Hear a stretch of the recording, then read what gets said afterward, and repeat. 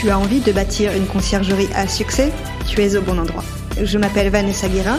Chaque semaine, retrouve-moi pour parler conciergerie, location courte durée, entrepreneuriat et même quelques anecdotes. En solo ou accompagné, apprends les meilleures stratégies qui vont te permettre de vivre pleinement de ta conciergerie sans sacrifier ton temps. Bon épisode! Bienvenue sur la Conciergerie Podcast, le podcast des conciergeries. C'est l'épisode 82 et aujourd'hui, j'ai une invitée qui revient pour la seconde fois sur le podcast. Son nom est Élise Ripoche, fondatrice de l'entreprise de revenu management J'affiche complet et fondatrice du salon Le Rendez-vous des pros de la location saisonnière. Dans cet épisode, on va voir pourquoi il faut aller au rendez-vous des pros de la conciergerie et ce qui vous y attend. C'est la deuxième édition du salon. Je vous donne tous les détails dans l'épisode avec Élise. Bonne écoute! Comment vas-tu, Élise? Ça va très bien et toi, Vanessa? Ça va, merci. J'allais dire bienvenue sur le podcast, mais j'ai envie de dire re-bienvenue parce que tu étais passée il y a un petit temps parler de revenu management. Parce que pour rappel, du coup, tu es la fondatrice de J'affiche complet, une entreprise de revenu management. Tu en avais parlé dans l'épisode 56 où tu expliquais comment parler de revenu management avec ses propriétaires. C'est pas le sujet du jour, le revenu management, parce que tu es aussi la fondatrice du salon Les Rendez-vous des pros de la location saisonnière. On va en parler. Est-ce que tu peux présenter le salon? Oui, bien sûr, avec plaisir. Dis-moi, est-ce que tu as une mémoire des chiffres incroyable ou est-ce que tu avais révisé le numéro de l'épisode? J'avais révisé. J'avais révisé. Ok. Oui, alors le rendez-vous des pros de la location saisonnière, la genèse de cet événement-là, c'est vraiment de se dire que notre domaine d'activité, il est un peu malheureusement en silo, tu vois, avec d'un côté les conciergeries, de l'autre les agences IMO, d'autre part les sous-loueurs professionnels. On a aussi les collègues gîtes et maisons d'hôtes, on a aussi les investisseurs immobiliers. Et je regrettais de me dire que, en fait, on est en silo alors qu'à la fin de la journée, on fait tous la même chose, on accueille des voyageurs, on leur donne un lit et une douche chaude pour qu'ils puissent repartir le lendemain matin. Et malgré ça, on se parle pas tant que ça. Et pourtant, il y a des vraies solutions qui sont trouvées de part et d'autre, et ça mériterait d'être partagé tous ensemble. Donc c'est pour ça qu'existe le rendez-vous des pros de la location saisonnière, pour pouvoir, en une seule journée, avoir vraiment la possibilité de rencontrer en humain les marques avec qui on travaille toute la journée, avoir accès à des conférences de haut niveau pour rester au fait de toutes les meilleures pratiques de notre métier et toutes les choses à savoir aussi dans notre métier pour être prêt pour l'avenir. Et puis pouvoir networker avec les collègues, quoi, et être un peu moins seul dans l'exercice de son activité. Ouais, c'est vrai que c'est toujours sympa de se rencontrer sur les salons, parce Ouais. que le monde n'est pas très grand dans le milieu de la location courte durée.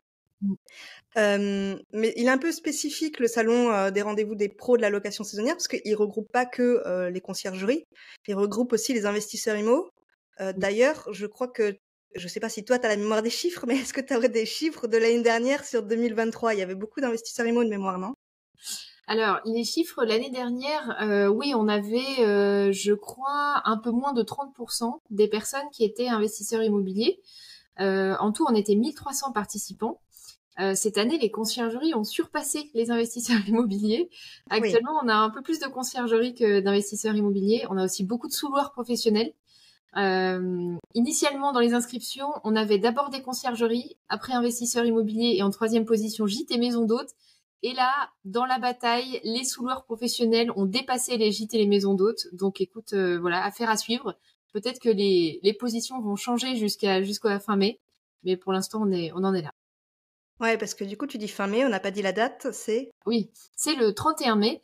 Donc la journée de salon, c'est le vendredi 31 mai et la veille au soir, on a le dîner le jeudi soir pour les profils plus avancés. Et ça se passe à Paris, c'est ça? C'est ça se passe à Paris, au Dock de Paris. Ok. Donc on a dit que c'était pour les investisseurs IMO, les conciergeries, les gîtes, les sous-loueurs pro. On a balayé tout le monde? Les agents IMO aussi. Les agents IMO, On a aussi pas mal de collègues agents IMO qui viennent. Et les exposants, c'est qui par contre? Alors les exposants, c'est différents types de profils. On a des personnes qui vont être des solutions digitales, donc toute l'équipe des channel managers et plein d'autres solutions digitales comme Cozy Up par exemple. On a aussi des personnes qui vont être des solutions techniques, donc toutes les solutions pour les ouvertures-fermetures, pour les solutions pour les boîtiers de surveillance dans les biens par exemple. On a aussi nos collègues des plateformes comme Booking.com, Abritel qui seront là. On a aussi des personnes qui forment et qui accompagnent. Voilà, on a aussi des médias qui seront avec nous. J'espère que j'oublie personne. Mais voilà. De toute manière, on mettra le site, comme ça les Ouais. auditeurs pourront aller voir. D'ailleurs, tu nous réserves une petite surprise à la fin, on en parlera. Pourquoi faudrait y aller pour les auditeurs qui sont la plupart du temps des conciergeries? Ben, honnêtement, je pense qu'il faut y aller parce que justement, il n'y a qu'un seul rendez-vous de notre profession qui réunit tout le monde, c'est cet événement-là. Et moi, c'est vraiment ce que je déplorais, en fait. Je voyais même les collègues hôteliers. Les collègues hôteliers, ils ont leur événement qui s'appelle Food Hotel Tech et qui réunit aussi maintenant les restaurateurs. Les vignerons, ils ont le salon des vignerons. Enfin, tous les métiers ont leur événement. On a même en immobilier plus général, il y a Rent. Donc, on sait depuis la nuit des temps, hein, c'est pas un modèle qui a été inventé l'année dernière, quoi. On sait depuis la nuit des temps que les pros ont besoin de se retrouver ensemble pour parler des enjeux, pour partager les solutions. Et en fait, ce qui est difficile aussi, c'est que quand on démarre dans notre domaine d'activité en location saisonnière, on a beaucoup tendance à aller sur Internet pour chercher de l'info, ce qui est génial. Mais il y a un moment donné où ça trouve sa limite. Parce que quand on avance dans l'activité, ben en fait, on fait face à des problèmes dont il n'y a plus les solutions sur Internet. Donc, il faut absolument parler avec des collègues, en fait, pour pouvoir avoir les solutions et puis rencontrer les marques en personne. Ça fait aussi la différence. Mettre un visage sur Booking.com. Est-ce que c'est pas le plus grand kiff du monde de mettre un visage? On voit qu'une plateforme bleue. Voilà, Là, on pourra mettre un visage. c'est ça, un visage qui parle en français, à qui on peut poser nos questions, qui va nous répondre tout de suite. Enfin, ça fait la différence, quoi, vraiment. Mmh. Pour les, les gens qui vont venir, pour les visiteurs, c'est quoi le programme de la journée? Alors, le programme de la journée, il est assez riche et c'est intentionnel. On a 3 espaces de conférences qui vont nous permettre d'avoir 7 conférences sur la journée, sur chacun des espaces de conférence. Donc en tout, on va avoir 23 prises de parole avec les prises de parole de l'ouverture du matin. Pourquoi on a fait ça comme ça? Pour que chacun puisse composer son planning et son programme de la journée selon à la fois son niveau d'avancement et selon ses enjeux au tenté. On n'a pas tous les mêmes problématiques au même moment. Il y a peut-être des sujets que c'est bon, on masterise, on n'a pas envie d'y repasser du temps, mais à l'inverse, on sera vraiment content de pouvoir participer à une conférence sur tel ou tel autre sujet. Donc c'est pour ça que c'est actuellement humainement impossible de faire toutes les conférences pour pouvoir composer un programme qui corresponde en sur-mesure à chacun selon ses enjeux. On a aussi mis en place, et quand on s'inscrit à l'événement, on a accès à un prix très préférentiel pour y avoir accès. On a aussi mis en place un système de replay qui permet à tous ceux qui voudraient avoir quand même une vision exhaustive des conférences de pouvoir y accéder en s'inscrivant au replay au moment de l'inscription au salon. Ouais, comme ça permet de pouvoir échanger quand même sur le salon et pouvoir voir les conférences plus tard. C'est vrai, exactement. Ça permet de réduire aussi un petit peu la pression, à la limite de dire, faut pas que je rate celle-ci ou celle-ci. De dire, bon, j'ai les replays et là, je peux prendre du temps pour passer voir aussi les exposants parce qu'il y a aussi beaucoup d'exposants. On a 50% d'exposants en plus cette année. On va avoir 70 exposants au salon. Donc voilà, c'est des partenaires à aller voir. Ouais, ouais. Et c'est sur une journée, donc ça va être très intense. Ouais, c'est sur une journée. Alors, on recommande vraiment chaleureusement à tout le monde de venir pour 8h30 pour la plénière d'ouverture.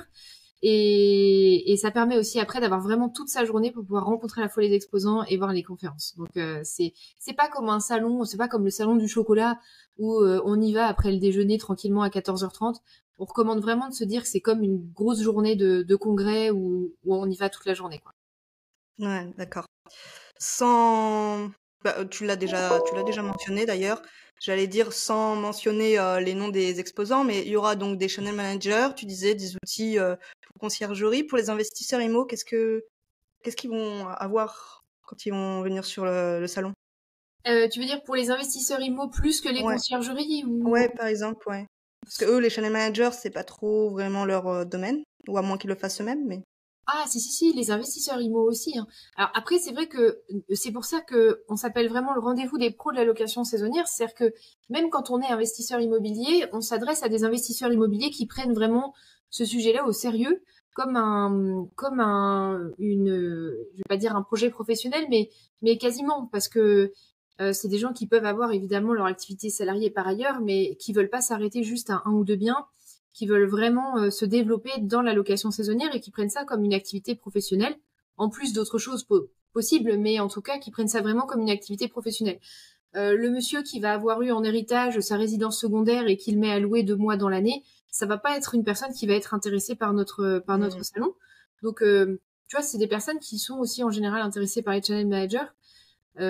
Et du coup, pour répondre à ta question, en termes d'exposants, je suis en train en même temps de regarder mes tablettes pour ne pas te dire de bêtises parce que on a plusieurs exemples. Par exemple, tous les exposants or qui sont les exposants les plus c'est un des packages exposants les plus hauts de l'événement.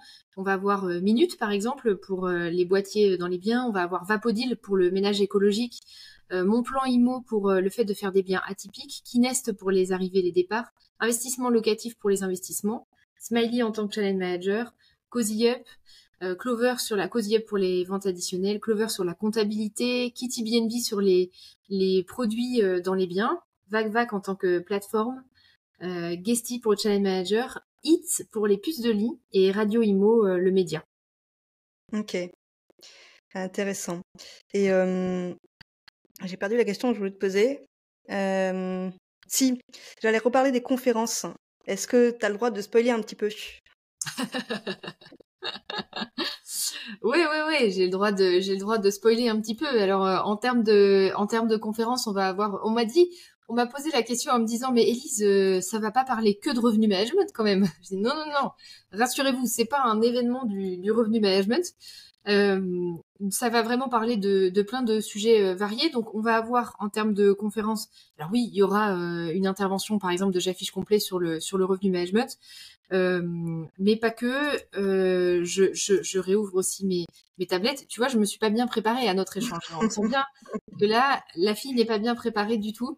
C'est parce que je pose des questions pièges. On va avoir des conférences sur. Alors, il y a un sujet dont je suis assez fière, je dois dire. Je vais peut-être commencer par celui-ci. C'est le fait de réaliser une intervention. C'est une table ronde avec ADN Tourisme, qui est le syndicat des offices du tourisme, le SPLM, qui est le syndicat des professionnels de la location meublée professionnelle, de la location meublée tout court, pardon, et l'UNPLV, qui est l'entité qui défend en fait les intérêts des plateformes de vente, notamment Airbnb. En fait, ces 3 acteurs-là vont réaliser une table ronde, donc une conférence, pour expliquer ce qu'ils font, pour défendre les intérêts aussi de la profession auprès du gouvernement français, mais aussi auprès de l'Europe. Et ça, je trouve ça intéressant parce que il y a beaucoup d'inquiétudes liées aux changements réglementaires, notamment fiscaux, mais on dit jamais comment est-ce que ces entités-là nous défendent les intérêts de la profession. Et c'est intéressant de l'entendre, je trouve. Donc ça, j'étais assez heureuse de ça. On va parler aussi de comment gérer les problèmes dans le bien, par exemple quand il y a des fêtes, notamment les problèmes de prostitution, etc. On va parler aussi de comment automatiser l'activité pour réduire le temps à passer sur ce qu'on fait. On va parler aussi de la fameuse carte G. Alors ça, pour les personnes qui nous écoutent en conciergerie, c'est vrai que c'est souvent le grand débat. Et on aura notamment la FNIM qui va être présente pour nous parler de ce sujet-là. Et voilà, se dire en transparence quel est vraiment l'intérêt et quelles sont les contraintes liées à la carte G, est-ce qu'il faut y aller ou non. Quel autre sujet? Il y en a beaucoup. J'en ai déjà spoilé pas mal, non? Peut-être. Oui, c'est pas mal, oui. Est-ce qu'il y aurait des sujets pour, je sais pas, comment, pour des conciergeries, en fait, est-ce qu'il y a des niveaux dans les sujets? Dans le sens, si c'est une conciergerie qui démarre, ou est-ce que c'est une conciergerie qui veut se nationaliser, ou un investisseur IMO qui se lance? Est-ce qu'il y a des niveaux? Ouais, alors ça, je crois que c'est une des rares choses qui m'avait été demandée l'année dernière qu'on va pas mettre en place cette année. T'as raison, certaines personnes m'ont dit j'aurais aimé que vous flaguiez en fait le niveau des conférences en disant avancé, etc. Moi, je suis déontologiquement parlant contre ça. Pourquoi? Parce que j'ai remarqué en tant qu'entrepreneur et participant moi-même à notamment un mastermind d'entrepreneurs, on aura peut-être l'occasion d'en reparler parce que c'est vrai qu'on essaie de reconstituer cette expérience mastermind aussi pour nos visiteurs les plus avancés. Mais participant moi-même à un mastermind, je me rends compte que on a toujours tendance à se dire ah bah ça je sais déjà. Et alors que dans notre activité, même si demain la conciergerie elle fait des millions d'euros, il y a toujours des sujets sur lesquels en fait paradoxalement on est encore très junior. pour plein de bonnes raisons, parce qu'on n'a pas eu le temps de s'en occuper, on n'a pas eu le temps de passer de l'énergie sur ça, et d'autres sujets sur lesquels on est devenu en effet super avancé parce que la conciergerie fait des millions d'euros et que maintenant on est super senior. Et je trouve que si on calibrait les sujets en disant ça c'est pour les juniors, ça c'est pour les avancés, la problématique, c'est que ça va biaiser les avancées, alors que parfois, il faut avoir l'humilité. Et moi, j'essaie vraiment de lutter dans ma tête contre le truc de « Ah, ça, je sais déjà ». Parce que même si on participe à une intervention sur laquelle on se dit « Tiens, ben ça, c'est déjà en place dans mon activité », je mets ma main à couper qu'il y a quand même minimum 3-4 idées à mettre en place qu'on n'a pas encore mis en place parce qu'en fait, on peut pas tout faire. Donc, il faut vraiment avoir l'esprit ouvert sur ça. Et je te rejoins et je comprends le besoin. Il avait été exprimé. Mais cette année encore, je vais pas le faire intentionnellement pour s'assurer qu'on tombe pas dans ce biais tous, quoi. Bien sûr, ouais. C'est Voilà. comme, il y a des salons qui privilégient, plutôt, on va dire, des conciergeries débutantes et d'autres des conciergeries avancées. Le salon des rendez-vous des pros de la location saisonnière, il regroupe tout le monde, peu importe le niveau, hein, Ouais, exactement, exactement. C'est vrai peu que sur importe le... le nombre de biens qui Voilà, peuvent venir. Ouais, OK. exactement. Sur les événements qui existent aujourd'hui, c'est vrai qu'on a le CLF qui est peut-être plus pour les conciergeries qui démarrent, pour accompagner les conciergeries qui démarrent, et le scale pour aider les conciergeries à scaler. Nous, on est plus sur le rendez-vous de la profession, en fait. Et c'est pour OK. ça aussi qu'on a des entités gouvernementales qui sont avec nous, comme la FNIM, comme le Atout France, ADN Tourisme. Oui, alors Atout France, j'aimerais bien qu'ils viennent aussi. Ils sont pas contre, mais on est en train de voir s'ils vont pouvoir venir.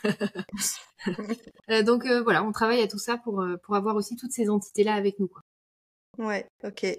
Et c'est vrai que je connais pas, alors peut-être que ça existe, mais je connais pas de salon qui regroupe à la fois des clients pour les exposants et à la fois des clients pour les visiteurs. Parce que les conciergeries vont aussi être, en lien avec, des investisseurs qui viennent. Donc ça regroupe, vraiment toute la profession de la location saisonnière. Mmh. Oui, c'est vrai, j'avais pas pensé, mais en effet, les conciergeries qui viennent peuvent aussi networker avec des investisseurs qui vont potentiellement être intéressés par une conciergerie. T'as raison. Mmh. C'est multidimensionnel. Oui, voilà.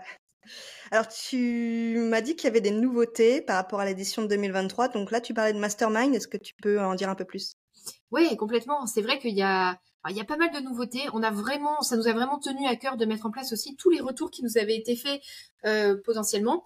Et donc, dans les deux grosses nouveautés, on a cette notion de mastermind. Je regrette qu'aujourd'hui, il n'y ait pas de mastermind qui existe dans la profession. Peut-être un truc qu'on fera un jour, on verra chez J'affiche complet, je ne sais pas.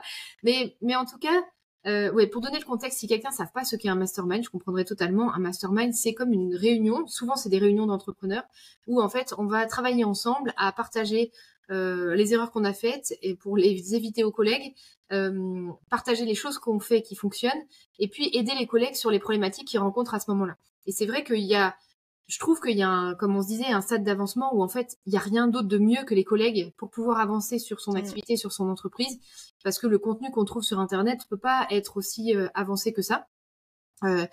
Cette année, moi, je me suis inscrite dans un mastermind. Et ça coûte cher les masterminds en plus. Hein. Celui dans lequel je suis inscrite, il coûte 12 000 euros, donc c'est quand même pas une paille. Et pourtant, après quelques mois, j'avais déjà autofinancé ma présence dans le mastermind. Donc c'est des trucs qui sont vraiment très puissants. Et donc à petite échelle, parce que le billet mastermind dans l'événement, il coûte 40 fois moins cher hein, que ce prix-là. Mais à petite échelle, l'idée c'est de reconstituer cette expérience mastermind avec, pour les personnes qui gèrent plus de 20 biens, la possibilité d'accéder déjà d'une part à un groupe privé qui va rester, un groupe WhatsApp privé qui va rester le reste de l'année pour continuer à avoir les collègues sous le coude, échanger sur des problématiques. Tiens, comment vous avez résolu ce truc-là? Tiens, j'ai tel problème, vous n'avez pas des idées, etc. Le deuxième chose, c'est accéder au dîner table ronde la veille. Donc là, c'est vraiment l'expérience mastermind, c'est-à-dire qu'on a 3 vagues de travail sur des sujets à enjeu pour les personnes avancées. Et on est sur des tables de 10 et on partage sur ce sujet-là, genre, bah, moi, je racontais le problème. Ah oui, comment toi, tu l'as résolu, etc. Donc, on rentre de ce dîner avec le cahier écrit et plein de notes, quoi. Ouais. Le troisième truc, c'est d'avoir aussi accès à une présentation très, très privée de Booking.com. On se doute bien que toutes les marques, hein, c'est pas que Booking.com, quand elles prennent la parole en public, elles n'ont pas la même latitude que pour des choses très très privées. Et là, on a la chance d'avoir une présentation très très privée de Booking.com le vendredi, qui va être réservée aux personnes qui se sont inscrites au billet Mastermind pour avoir une masterclass, pour je vous redis le thème que m'a dit Booking.com, c'est une masterclass pour avoir tous les outils pour remplir son calendrier jusqu'à la fin de l'année. Donc ça va être ça le thème de la présentation.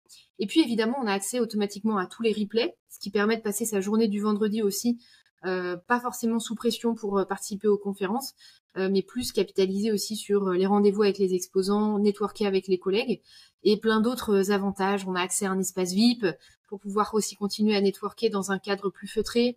Enfin voilà, il y a plein d'avantages. Je t'ai donné un peu les piliers de ce billet-là. Et je suis assez fière de ça parce que je trouve que c'est une avancée, sur la professionnalisation de notre métier, permettre aux avancés, c'est pour ça que j'ai bugué, d'avoir accès à ce genre d'expérience. Ouais, ok. Et c'est limité en nombre de personnes? Oui, ça va être limité en nombre de personnes. Pour l'instant, il reste encore de la place, mais il faut pas tarder. Et même pour s'inscrire à l'événement de façon générale, parce que l'année dernière, quand on était complet, on a dû fermer toutes les ventes. Et j'ai eu un nombre, je pouvais plus toucher mon téléphone en fait, parce que j'avais un nombre de gens qui m'appelaient, qui m'écrivaient, j'avais des mails, j'avais des messages sur les réseaux sociaux. Et le pire, c'est que c'était des situations qui des fois me brisaient le cœur. Tu vois, des gens qui me disaient non, mais attends, moi j'ai telle situation, etc. C'était horrible. Donc je vous en supplie, les gens, les amis, prenez vos places vite et qu'on s'évite ces situations-là qui me brisent le cœur. Vraiment, je vous en supplie. On va en parler après des places, comment les prendre et avec le petit code réduc que tu as gentiment donné aux auditeurs, on va en parler. On va revenir vite fait sur les masterminds. Si un auditeur veut prendre le mastermind, il faut qu'il aille sur le site. Exactement. Sur le site, en fait, il y a plusieurs niveaux de billets et c'est le billet salon plus mastermind. C'est celui-ci, il est indiqué comme ça sur la billetterie. Ok, ça marche. Une autre nouveauté? Oui, t'as raison, j'oublie tout. Une autre nouveauté, c'est les trophées. Cette année, on a mis en place, et ça c'est pareil, c'est quelque chose qui n'existait pas en France, qui existait à l'international, mais qui n'existait pas en France, les trophées pour en fait mettre en lumière les marques qui font avancer notre profession de façon constructive ou positive sur différents aspects. Alors il va y avoir 4 trophées. Le premier trophée, c'est le trophée du service client, qui va en plus être un trophée du public, entre guillemets. Il va y avoir un grand vote qui va être organisé sur LinkedIn avec toutes les marques qui ont candidaté pour ce trophée du service client. Et donc, c'est vous qui allez déterminer quelle est la marque qui mérite d'être récompensée en fait pour la qualité de son service client. Ça, c'est très bien parce que ça permet aussi pour nous en tant que clients de se dire tiens, avec quelle marque j'ai envie de travailler aussi parce qu'elles ont été récompensées pour leur travail exemplaire. Le deuxième trophée, ça va être le trophée de l'innovation aussi, pour mettre en lumière des sociétés qui sont innovantes. En général, ça peut être des choses dont on n'a pas forcément connaissance. Donc pareil, ça permet de le savoir et d'envisager de travailler avec ces boîtes-là. Il va y avoir aussi un trophée Jeunes Pousses. Les Jeunes Pousses, c'est l'entreprise qui aura été créée récemment et qui sera la plus prometteuse. Et le dernier trophée, ça va être un trophée gestion responsable. Donc pour mettre en lumière, selon aussi les convictions de chacun, si vous souhaitez soutenir des entreprises qui ont des actions responsables, donc soit d'un point de vue écologique, ou soit pour soutenir le tissu économique local, et ça vous permettra de savoir aussi qui a été récompensé sur ce trophée-là. Ok, et tu disais que c'était le public qui votait pour le premier, donc pour les autres, c'est pas le public? Alors, pour les autres, ça va être un jury qui est composé de plusieurs personnes. On va avoir Vanessa Herdoff, qui est la directrice France de Booking.com, qui va être dans le jury. On va avoir Marie Pistinier, qui est la présidente du SPLM. On va avoir aussi 2 journalistes d'envergure, donc l'un qui est journaliste pour le magazine de l'UNPI, et un autre qui est journaliste, et je suis en train d'avoir un trou de mémoire malheureusement à ce sujet. Alors tout est présent sur le site. En tout cas, c'est un journaliste d'envergure. On a aussi la FNIM qui va être jury, et puis J'affiche complet qui sera également jury. Ok. Est-ce que quelqu'un peut postuler à plusieurs trophées? Oui, alors on peut postuler à plusieurs trophées. Maintenant, les marques qui peuvent postuler aux trophées sont les marques qui participent à l'événement. Donc c'est pour les marques qui participent à l'événement, mais les marques peuvent postuler à plusieurs trophées. J'ai retrouvé l'information. Donc les journalistes, les 2 journalistes, c'est Jérôme Gruget qui est journaliste pour 25 millions de propriétaires, donc le magazine de l'UNPI. L'UNPI, c'est l'Union des propriétaires en France. Et le deuxième journaliste, c'est Marc Ezrati qui est journaliste pour la revue de l'activité immobilière. Voilà. Ok. Et donc, pour les trophées? Et pour les trophées, oui, on peut postuler à plusieurs trophées. On peut postuler à Ok. plusieurs trophées, mais seulement les sociétés qui participent à l'événement. Ça peut pas être des sociétés extérieures. On m'a demandé, est-ce que ça peut être des sociétés extérieures? Non, mais on met plutôt en lumière des sociétés qui s'engagent aussi sur cet événement, parce que c'est pas si anodin que ça. Hein. Il y a par exemple, on m'a posé la question, est-ce que Airbnb va être là? Airbnb voulait bien être là, mais ils considéraient que pour eux, ça devait être gratuit. Donc c'est assez intéressant aussi, je trouve, de savoir ça et de se dire qu'il y a des marques qui veulent soutenir aussi le développement de notre profession, qui veulent soutenir aussi le fait que des événements comme ça existent. Et ça mérite, je pense, d'être voilà, salué. Donc voilà. Ouais. Ok. Je pense qu'on a fait le tour. Est-ce qu'il y avait d'autres nouveautés? Dans les nouveautés, on a aussi amélioré le confort de l'événement, on a aussi rajouté des chaises, on a amélioré le confort avec la possibilité de prendre un café sur place, on a rajouté des chaises devant les espaces conférences aussi parce qu'on nous avait dit que voilà, il n'y avait pas assez de chaises, qu'il fallait pouvoir être plus nombreux devant les conférenciers. On a du coup plus d'exposants aussi pour permettre à chacun de découvrir encore plus d'acteurs qui vont aider sur le reste de l'activité. Et puis une des grosses nouveautés aussi, c'est qu'on a un intranet qui va être... Donc là, on va donner l'accès à l'intranet aux visiteurs sur la semaine ou la semaine et demie à venir. Cet intranet, ça fait aussi toute la différence pour l'expérience qu'on a de l'événement parce qu'en tant que visiteur, on va pouvoir, prendre rendez-vous avec les marques pour éviter de patienter. On peut prendre rendez-vous avec les marques en amont et comme ça, dès qu'on arrive, pouf, c'est comme les coupe-fils à Disney. À Disney, ouais.